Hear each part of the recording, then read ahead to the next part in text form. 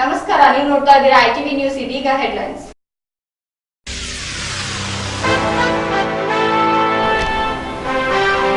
ಕೇಂದ್ರ ಸರ್ಕಾರದ ಆನ್ಲೈನ್ ನೀತಿಯನ್ನು ವಿರೋಧಿಸಿ ಔಷಧಿ ವ್ಯಾಪಾರಸ್ಥರ ಮುಷ್ಕರ. ಮೆಡಿಕಲ್ ಶಾಪ್ಗಳು ಬಂದ್ ಮಾಡಿ ಪ್ರತಿಭಟನೆ. ಸರ್ಕಾರದ ನೀತಿ ವಿರುದ್ಧ ಆಕ್ರೋಶ.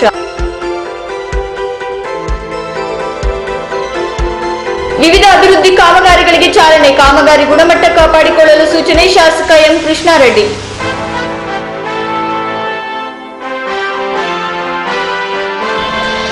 ಮುಂಬರುವ ಎಂಎಲ್ಸಿ ಚುನಾವಣೆಗೆ ಹಲವು ಅಭ್ಯರ್ಥಿಗಳ ಆಕಾಂಕ್ಷೆ. ಆಗ್ನೇಯ ಪದವೀಧರ ಕ್ಷೇತ್ರದಿಂದ 4 ಜನ ಅಭ್ಯರ್ಥಿಗಳ ಹೆಸರು ಜೆಡಿಎಸ್ ವರಿಷ್ಠರಿಂದಲೇ ತೀರ್ಮಾನ.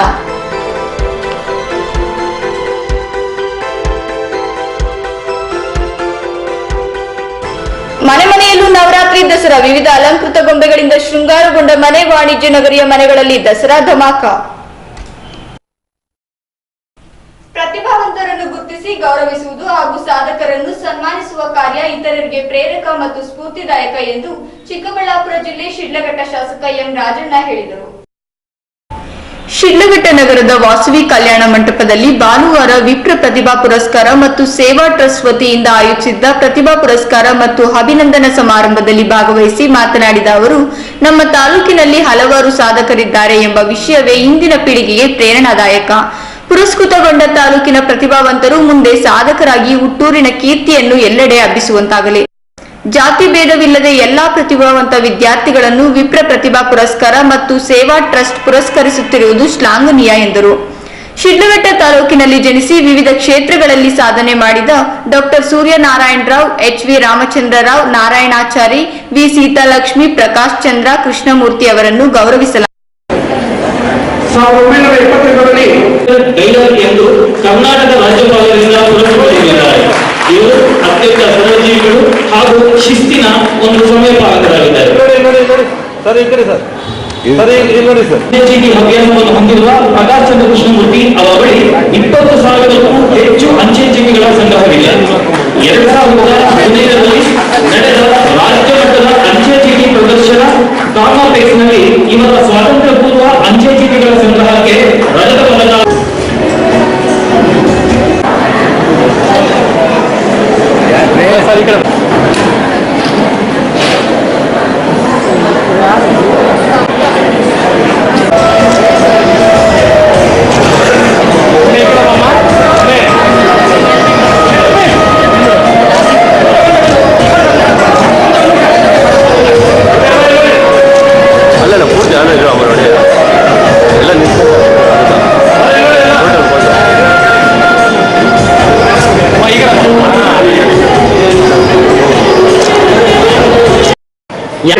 ಅತ್ಯಂತ ಮುಖ್ಯವಾಗಿ ಬೇಕಾಗಿದ್ದು ಫ್ರೀ ಫ್ಲೋ ಆಫ್ ಇನ್ಫಾರ್ಮೇಶನ್ ಅಥವಾ ಮುಕ್ತವಾದ ಮಾಹಿತಿ ಬೇಕು ಅಂತ.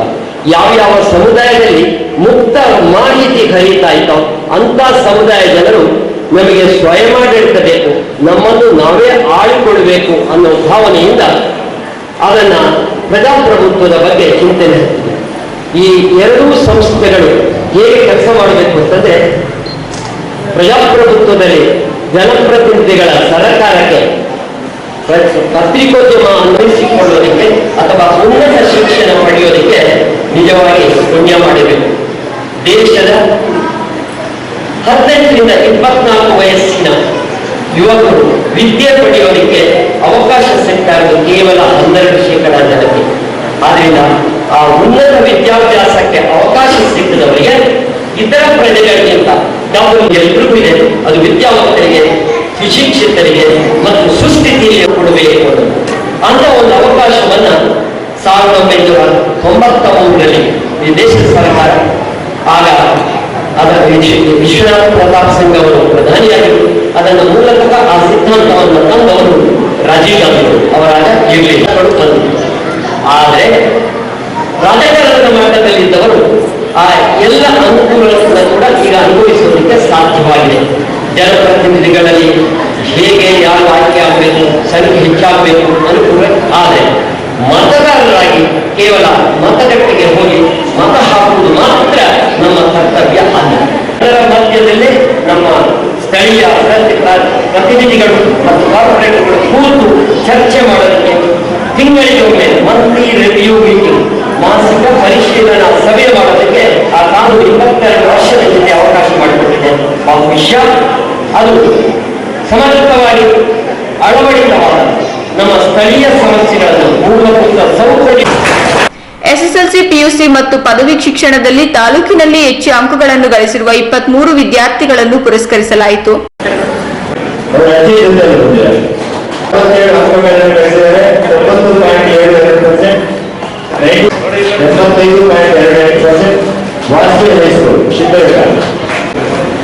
ಪಿಯುಸಿಯಲ್ಲಿ ಅವರ ಪೋಷಕರು ಸಹ ವೇದಿಕೆ ನಿರ್ವಹಿಸಿಕೊಳ್ತಾರೆ.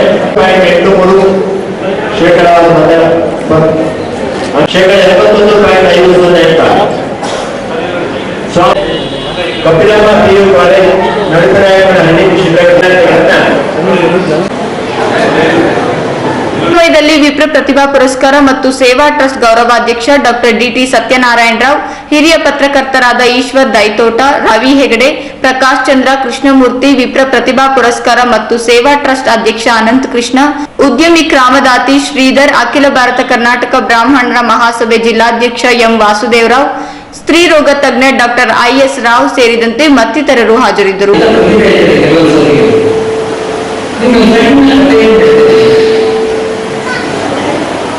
ಒಬ್ಬ ವ್ಯಕ್ತಿ ಹೇಳ್ತಾರೆ, ನನ್ನ ಪ್ರತಿಭೆ ಏನು, ನನ್ನ ವ್ಯಕ್ತಿಯಾಗಿ ನನ್ನ ಮೌಲ್ಯ ಏನು, ಒಬ್ಬ ಗುರು ಹತ್ರ ಕೇಳ್ತಾನೆ. ಆ ಗುರು ಹತ್ರ ಕೇಳ್ತಾನೆ, ನನ್ನ ವ್ಯಾಲ್ಯೂ ಎಷ್ಟು. ಆಗ ಗುರು ತಕ್ಷಣ ಕೇಳಲ್ಲ, ಒಂದು ಕಲ್ಲನ್ನು ಕೈಗೆ ಕೊಡ್ತಾನೆ.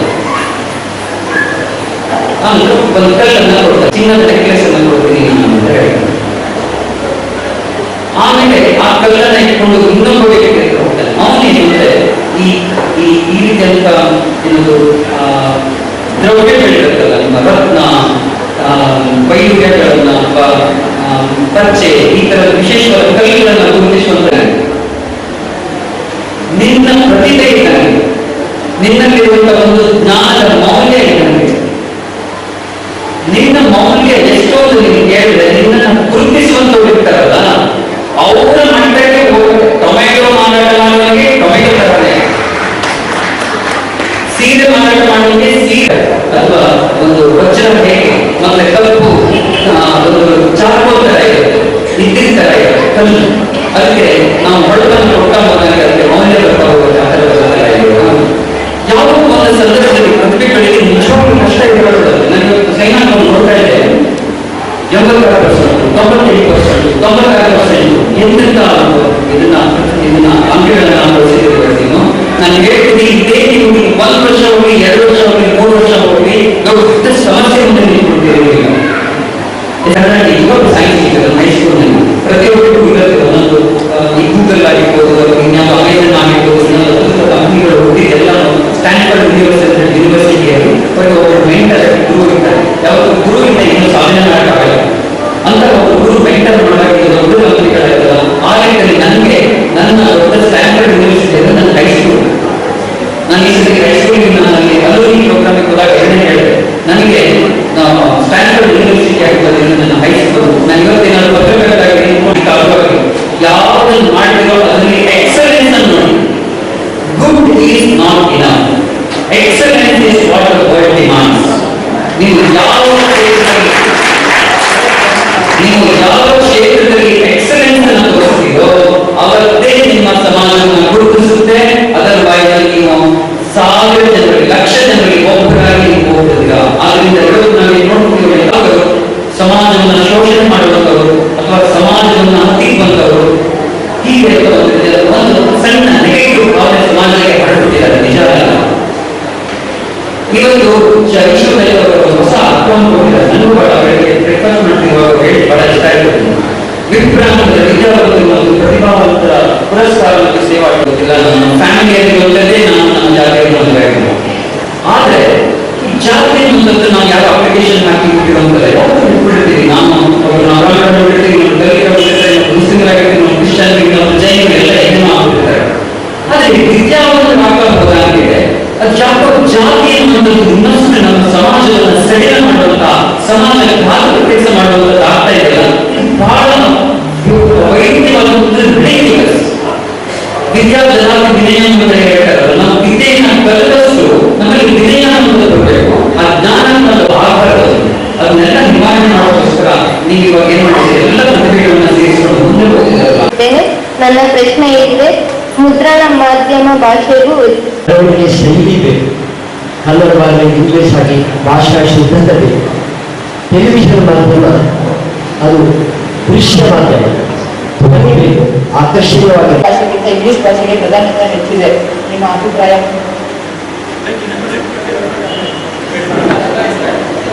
ವಿದ್ಯುನ್ಮಾನ ಬಂದ ನಂತರ ಭಾಷೆ, ಇನ್ನೊಂದು ಆಡು ಭಾಷೆ ಅವ್ರು ಹೇಳ್ತಾರೆ. ಈ ಮುದ್ರಣ ಭಾಷೆ ನಾವೇನಾದ್ರೂ ಪರಿವಿದ್ಯುನ್ಮಾನ ಮಾಧ್ಯಮದಲ್ಲಿ ಹಿಡಿತಾ ಇರಬೇಕಾಗಿ ಕೈಗಲ್ಲ, ನಾಲ್ಗೆಗೆ ಆ ಹಿಡಿತವನ್ನ ಕಳ್ಕೊತಾ ಇದ್ದೀವಿ ಅನ್ನೋದು ದೊಡ್ಡ ಆಪಾದನೆ ಕಳ್ಕೊಳ್ಳಿ.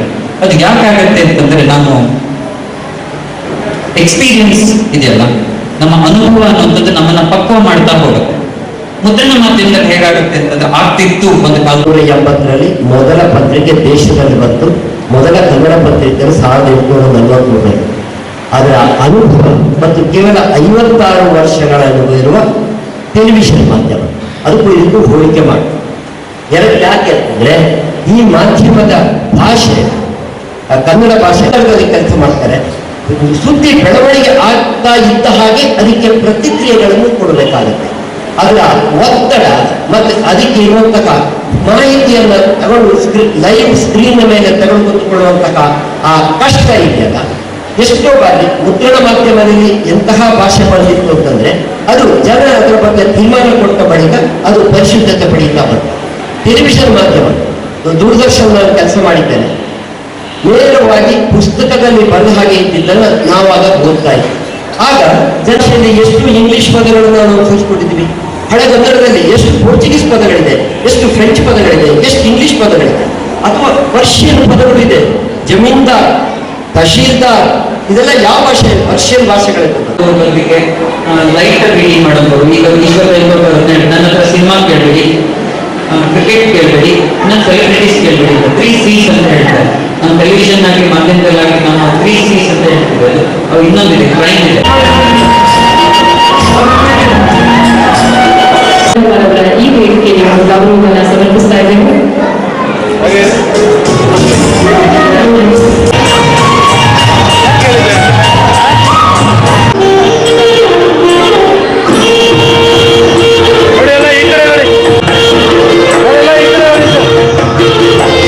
ಕ್ಯಾಮರಾಮನ್ ಮುತ್ತಿನ ಜೊತೆ ಮುನಿನಾರಾಯಣ್, ITV ನ್ಯೂಸ್, ಶಿಡ್ಲಘಟ್ಟ. ಚಿಕ್ಕಬಳ್ಳಾಪುರ ಜಿಲ್ಲಾ ಕೇಂದ್ರದಲ್ಲಿ ನಡೆಯುತ್ತಿರುವ ಶಾಶ್ವತ ನೀರಾವರಿ ಹೋರಾಟಕ್ಕೆ ಬೆಂಬಲವನ್ನು ಸೂಚಿಸಲು ಚಿಂತಾಮಣಿ ತಾಲೂಕಿನ ಸರ್ಕಾರಿ ನೌಕರರ ಸಂಘದಿಂದ ಸಭೆಯನ್ನು ನಡೆಸಲಾಯಿತು. ಕಳೆದ 1 ತಿಂಗಳಿನಿಂದ ಜಿಲ್ಲಾ ಕೇಂದ್ರದಲ್ಲಿ ನಡೆಯುತ್ತಿರುವ ಶಾಶ್ವತ ನೀರಾವರಿ ಹೋರಾಟಕ್ಕೆ ಬೆಂಬಲವನ್ನು ಸೂಚಿಸಲು ಚಿಂತಾಮಣಿ ತಾಲೂಕಿನ ಸರ್ಕಾರಿ ನೌಕರರ ಸಂಘದಿಂದ ಸಭೆಯನ್ನು ಆಯೋಜನೆ ಮಾಡಲಾಗಿತ್ತು. ಈ ಸಭೆಯಲ್ಲಿ ಎಲ್ಲ ಸರ್ಕಾರಿ ಇಲಾಖೆಗಳ ನೌಕರರು ಹೋರಾಟಕ್ಕೆ ಬೆಂಬಲವನ್ನು ನೀಡುವುದಾಗಿ ಅವರು ತಿಳಿಸಿದರು. ಈ ಸಂದರ್ಭದಲ್ಲಿ ಸರ್ಕಾರಿ ನೌಕರರ ಸಂಘ ತಾಲೂಕು ಅಧ್ಯಕ್ಷ ಜನಾರ್ದನ್ ರೆಡ್ಡಿ, ಶಿಕ್ಷಕರ ಸಂಘ ಅಧ್ಯಕ್ಷರಾದ ಅಶೋಕ್ ಸೇರಿದಂತೆ ಎಲ್ಲ ಸರ್ಕಾರಿ ನೌಕರರು ಹಾಜರಿದ್ದರು. ಶಿಕ್ಷಕ ಸಂಘದವರು 10ನೇ ತಾರೀಕಿಗೆ ಮಾಡ್ತೀವಿ ಅಂತ ಏನೋ ಡಿಸೈಡ್ ಮಾಡಿದ್ರು. ಬದಲಾವಣೆ ಮಾಡಕ್ಕೆ ಆಗಲಿಲ್ಲ. ಆದ್ರೂ ಸರ್ ನಾವೆಲ್ಲರೂ ಒಟ್ಟಿಗೆ ಹೋಗೋಣ ಅಂತ ಮತ್ತೆ ಜಿಲ್ಲಾ ಸಂಘದ ಎಲ್ಲಾ ತಾಲೂಕು ಅಧ್ಯಕ್ಷರು ಪದಾಧಿಕಾರಿಗಳು ಸೇರಿದ್ದಾರೆ. ಅದರಂತೆ ಅವ್ರನ್ನೂ ಇವತ್ತು ಸಭೆ ಕರೆದಿದ್ದೀವಿ. ಎಲ್ಲರೂ ಒಟ್ಟಿಗೆ ನಾವು ತೀರ್ಮಾನ ತಗೊಂಡು, ನಾನು ಒಪ್ಪಂದಲ್ಲ ಇದು, ಎಲ್ಲಾ ನೌಕರರು, ಎಲ್ಲಾ ಇಲಾಖೆ ನೌಕರನ್ನ ಭಾಗವಹಿಸ್ತಾ ಇದ್ದೀನಿ. KSRTC ಅವರು ಬರ್ಬೇಕಾಗಿತ್ತು. ಸರ್ ನೀವೇನೋ ತೀರ್ಮಾನ ತಗೊಂಡ್ರಿ, ನಾವು ಭದ್ರಾಗಿರ್ತೀವಿ, ನಿಮ್ ಜೊತೆ ನಾವು ಬರ್ತೀವಿ ಅಂತ ಹೇಳಿದ್ದಾರೆ. ನಗರಸಭೆಯವರು ಆಗಮಿಸಿದ್ದಾರೆ, ಮತ್ತೆ ಪಾಲಿಟೆಕ್ನಿಕ್ ಅವ್ರಿಗೂ ಇವರು ನಕ್ಷತ್ರ ಸ್ಕೂಲ್ ಕಾಲ್ ಮಾಡಿದ್ದೀನಿ ಸರ್, ನೀವೆಲ್ಲ ತೀರ್ಮಾನ ತಗೊಳ್ಳೋದಕ್ಕೆ ನಾವು ಅವತ್ತು ಗ್ಯಾರಂಟಿ ನಾವು ಬಂದೇ ಬರ್ತೀವಿ, ಪಾಲ್ಗೊಳ್ತೀವಿ ಅಂತ ಆಶ್ವಾಸನೆ ಕೊಟ್ಟಿದ್ದಾರೆ. ದಯವಿಟ್ಟು ನಾವು ಎಲ್ಲರೂ ಏನು ಸೇರಿದ್ರಿ ಇಲ್ಲಿ, ನೀವೆಲ್ಲರೂ ಸಲಹೆ ಕೊಟ್ಟು ನಾವು ಯಾವ ರೀತಿ ನಾವು ನಮ್ಮ ತಾಲೂಕಿನ ಎಲ್ಲ ನೌಕರರು ಒಗ್ಗಟ್ಟು ಪ್ರದರ್ಶನ ಮಾಡಿ ನಾವು ಶಾಶ್ವತ ಬೆಂಬಲ ಕೊಡಬೇಕು ಹೋರಾಟಕ್ಕೆ ಅಂತ ನನ್ನ ವೈಯಕ್ತಿಕವಾಗಿ ಮತ್ತು ತಮ್ಮೆಲ್ಲರ ಸಲಹೆಯನ್ನು ಕೇಳಿ ತಮ್ಮನ್ನು ಕರೆದಿದ್ದೀನಿ. ದಯವಿಟ್ಟು ಎಲ್ಲರೂ ಸಲಹೆ ಕೊಡಬೇಕು ಅಂತ ಈ ಸಂದರ್ಭದಲ್ಲಿ ತಮ್ಮನ್ನು ಕೋರ್ತೇನೆ. ಕ್ಯಾಮರಾಮನ್ ಒಡ್ಡಳ್ಳಿ ಸುಬ್ರಹ್ಮಣ್ಯಂ ಜೊತೆ ನಾಗರಾಜ್, ಐಟಿವಿ ನ್ಯೂಸ್, ಚಿಂತಾಮಣಿ. ಕೇಂದ್ರ ಸರ್ಕಾರದ ಆನ್ಲೈನ್ ವ್ಯಾಪಾರ ನೀತಿಯಿಂದ ಔಷಧಿ ವ್ಯಾಪಾರಸ್ಥರಿಗೆ ನಷ್ಟ ಉಂಟಾಗುತ್ತಿದೆ ಎಂದು ದೇಶದಲ್ಲಿ ಔಷಧಿ ವ್ಯಾಪಾರಸ್ಥರು ಅಂಗಡಿಗಳು ಬಂದ್ ಮಾಡಿ ಕೇಂದ್ರ ಸರ್ಕಾರದ ವಿರುದ್ಧ ಆಕ್ರೋಶ ವ್ಯಕ್ತಪಡಿಸಿದ್ದಾರೆ. ಕೇಂದ್ರ ಸರ್ಕಾರ ಹೊಸ ಆನ್ಲೈನ್ ನೀತಿಯನ್ನು ವಿರೋಧಿಸಿ ಇಂದು ಔಷಧಿ ವ್ಯಾಪಾರಸ್ಥರು ಒಂದು ದಿನದ ಬಂದ್ ಅನ್ನು ನಡೆಸಿದ್ರು. ಕಳೆದ ರಾತ್ರಿಯಿಂದಲೇ ಮೆಡಿಕಲ್ ಶಾಪ್ಗಳನ್ನು ಬಂದ್ ಮಾಡಿದ್ದರಿಂದ ಸಾರ್ವಜನಿಕರಿಗೆ ತೊಂದರೆಯಾಗಿದೆ. ಕೇಂದ್ರ ಸರ್ಕಾರದ ಹೊಸ ಆನ್ಲೈನ್ ನೀತಿಯಿಂದ ರಿಟೈಲ್ ಮಾರಾಟಗಾರರಿಗೆ ನಷ್ಟ ಉಂಟಾಗುತ್ತಿದ್ದ ಕಾರಣ ಈ ಬಂದ್ ಆಚರಣೆಯನ್ನು ಮಾಡಲಾಗುತ್ತಿದೆ. ಇನ್ನು ಒಂದು ದಿನದ ಈ ಮುಷ್ಕರದಿಂದ ಸಾರ್ವಜನಿಕರಿಗೆ ತೊಂದರೆಯಾಗಿದೆ.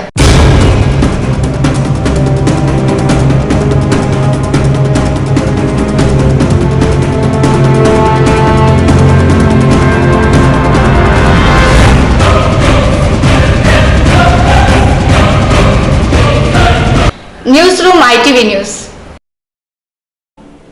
ಚಿಕ್ಕಬಳ್ಳಾಪುರ ಜಿಲ್ಲೆ ಚಿಂತಾಮಣಿ ತಾಲೂಕಿನಲ್ಲಿ ವಿವಿಧ ಅಭಿವೃದ್ಧಿ ಕಾಮಗಾರಿಗಳಿಗೆ ಶಾಸಕ ಕೃಷ್ಣಾರೆಡ್ಡಿ ಅವರು ಗುದ್ದಲಿ ಪೂಜೆಯನ್ನು ನಡೆಸಿದರು. ಚಿಂತಾಮಣಿ ತಾಲೂಕಿನ ನಾಯಂಡ್ರಹಳ್ಳಿಯಲ್ಲಿ ಎಸ್ಸಿಪಿ ಯೋಜನೆಯಡಿಯಲ್ಲಿ ಸುಮಾರು 6 ಲಕ್ಷ ವೆಚ್ಚದಲ್ಲಿ ಅಂಬೇಡ್ಕರ್ ಭವನ ನಿರ್ಮಾಣವೂ ಸೇರಿದಂತೆ ತಾಲೂಕಿನ ತಳಗ್ವಾರ, ಹೊಡ್ಡಳ್ಳಿ, ಮಸ್ತೇನಹಳ್ಳಿ, ಅಕ್ಕಿಮಂಗಳ, ಅಟ್ಟೂರು, ಚಾಪುರ ಹಾಗೂ ಕೈವಾರವೂ ಸೇರಿದಂತೆ ತಾಲೂಕಿನ ಇನ್ನು ಹಲವು ಗ್ರಾಮಗಳಲ್ಲಿ ಎಸ್ಸಿಪಿ ಹಾಗೂ ಟಿಎಸ್ಪಿ ಯೋಜನೆಗಳ ಅಡಿಯಲ್ಲಿ ರಸ್ತೆ ಹಾಗೂ ಇನ್ನು ಹಲವು ಕಾಮಗಾರಿಗಳಿಗೆ ಶಾಸಕ ಕೃಷ್ಣಾರೆಡ್ಡಿ ಅವರು ಭೂಮಿ ಪೂಜೆಯನ್ನು ನೆರವೇರಿಸಿದರು. ಈ ಸಂದರ್ಭದಲ್ಲಿ ಸುದ್ದಿಗಾರರೊಂದಿಗೆ ಮಾತನಾಡಿದ ಅವರು ಎಸ್ಸಿಪಿ ಹಾಗೂ ಟಿಎಸ್ಪಿ ಯೋಜನೆಗಳ ಅಡಿಯಲ್ಲಿ ಸುಮಾರು 83 ಲಕ್ಷ ವೆಚ್ಚದ ಕಾಮಗಾರಿಗಳಿಗೆ ಚಾಲನೆ ನೀಡಿದ್ದು, ಎಸ್ಸಿಪಿ ಯೋಜನೆಯಡಿಯಲ್ಲಿ 10 ಕಾಮಗಾರಿಗಳು ಹಾಗೂ ಟಿಎಸ್ಪಿ ಯೋಜನೆಯ ಅಡಿಯಲ್ಲಿ 3 ಕಾಮಗಾರಿಗಳಿಗೆ ಚಾಲನೆ ನೀಡಿದ್ದು, ಗುತ್ತಿಗೆದಾರರು ನಿಗದಿತ ಸಮಯದಲ್ಲಿ ಈ ಕಾಮಗಾರಿಯನ್ನು ಪೂರ್ಣಗೊಳಿಸಿ ಕಾಮಗಾರಿ ಗುಣಮಟ್ಟವನ್ನು ಕಾಪಾಡಬೇಕು ಎಂದರು. ಕೈವಾರ ಹೋಬಳಿಯಲ್ಲಿ ಎಸ್ಸಿಪಿ ಟಿಎಸ್ಪಿ ಎರಡರಲ್ಲಿ ಕೂಡ ಸೇರಿ ಒಟ್ಟು 83 ಲಕ್ಷ, ಒಂದು ಎಸ್ಸಿಪಿಯಲ್ಲಿ 10 ಕಾಮಗಾರಿಗಳು 64 ಲಕ್ಷ ಮತ್ತು ಟಿಎಸ್ಪಿಯಲ್ಲಿ 3 ಕಾಮಗಾರಿಗಳು 19 ಲಕ್ಷ. ಮತ್ತು ಇಲ್ಲಿ ಒಂದು ಸಮುದಾಯ ಭವನ ಎಸ್ಸಿಪಿ ಇದರಲ್ಲಿ 10 ಲಕ್ಷಕ್ಕೆ ಒಂದು ಸಮುದಾಯ ಭವನ. ಒಟ್ಟು ಇವತ್ತು 93 ಲಕ್ಷಗಳ ಒಂದು ಕಾಮಗಾರಿಗಳಿಗೆ ಈಗಾಗಲೇ 3-4 ಕಡೆ ಚಾಲನೆಯನ್ನು ಕೊಟ್ಟು ಬಂದಿದ್ದೀವಿ. ಇನ್ನೂ ಸಂಜೆವರೆಗೂ ಕೂಡ ಮಾಡುವಂಥದ್ದಿದೆ. ಗುತ್ತಿಗೆದಾರರಿಗೆ ಇದನ್ನೆಲ್ಲ ಅತಿ ವೇಗವಾಗಿ ಮತ್ತು ಕಾಮಗಾರಿ ಗುಣಮಟ್ಟವನ್ನು ಕೂಡ ಇಂಜಿನಿಯರ್ಸ್ ಕೂಡ ಸೂಚನೆಯನ್ನು ಕೊಟ್ಟಿದ್ದೇವೆ. ನೀವು ಕಾಂಕ್ರೀಟ್ ಹಾಕುವಂಥ ಸಂದರ್ಭದಲ್ಲಿ ಸ್ಥಳದಲ್ಲೇ ಇದ್ದು ಒಂದು ಗುಣಮಟ್ಟವನ್ನು ಕಾಯ್ದುಕೊಳ್ಳುವಂಥದ್ದಕ್ಕೆ ಇಂಜಿನಿಯರ್ಗೆ ಸೂಚನೆ ಕೊಟ್ಟಿದ್ದೀವಿ. ಮತ್ತು ಗುತ್ತಿಗೆದಾರರು ಕೂಡ ಇನ್ ಟೈಮ್ ಮಾಡಬೇಕು ಮತ್ತು ಕ್ವಾಲಿಟಿ ರೋಡ್ಸ್ ಮಾಡುವಂಥದ್ದಾಗಬೇಕು. ಬಹುಶಃ ಇದು ಕಾಂಕ್ರೀಟ್ ರಸ್ತೆಗಳು ಕರ್ನಾಟಕ ಸರ್ಕಾರದಿಂದ ಕೊಡ್ತಕ್ಕಂಥದ್ದು ಕನಿಷ್ಠ 50 ವರ್ಷಗಳ ಜೀವಂತವಾಗಿರಬೇಕು ಅನ್ನುವಂಥ ಸೂಚನೆಯನ್ನು ಕೊಟ್ಟಿದ್ದಾರೆ ಸರ್. ಮತ್ತು ತಾಲೂಕ್ ಪಂಚಾಯತಿ ವ್ಯಾಪ್ತಿಯಲ್ಲಿ, ಜಿಲ್ಲಾ ಪಂಚಾಯತಿ ವ್ಯಾಪ್ತಿಯಲ್ಲಿ ಕೆಲವು ಕಾಮಗಾರಿಗಳು ಆಗದಿರನೇ ಕೆಲವು ಬಿಲ್ಸ್ ಮಾಡ್ಕೊಂಡಿದ್ದಾರೆ. ಕಾಮಗಾರಿಗಳೇ ಕಂಡು ಬರ್ತಾ ಇಲ್ಲ ಅಂತಕ್ಕಂಥದ್ದು ಕೇಳಿ ಬರ್ತಾ ಇದೆ ಸರ್. ಅದ್ರ ಬಗ್ಗೆ ಏನು ಕ್ರಮ ಕೈಗೊಳ್ತಾ ಇದ್ದೀರಿ? ನನಗೆ ಈಗಾಗಲೇ ಅಂಥ ಗ್ರ್ಯಾಂಟ್ಗಳು ಕೆಲಸ ಆಗಿಲ್ಲ ಅನ್ನುವಂಥ ಮಾಹಿತಿ ನನಗೆ ಬಂದಿದೆ. ಈಗಾಗಲೇ ನಾನು CEO ಅವರಿಗೆ ಮಾತನಾಡಿದ್ದೇನೆ ಮತ್ತು ನಮ್ಮ ZP AW ಅವರಿಗೂ ಕೂಡ ಅದರ ಬಗ್ಗೆ ಸೂಚನೆಯನ್ನು ಕೊಟ್ಟಿದ್ದೇನೆ ಮತ್ತು ಜೈಗಳಿಗೆಲ್ಲ ಸೂಚನೆಯನ್ನು ಕೊಟ್ಟಿದ್ದೇನೆ. ಸ್ಥಳ ಪರಿಶೀಲನೆ ಮಾಡಬೇಕು.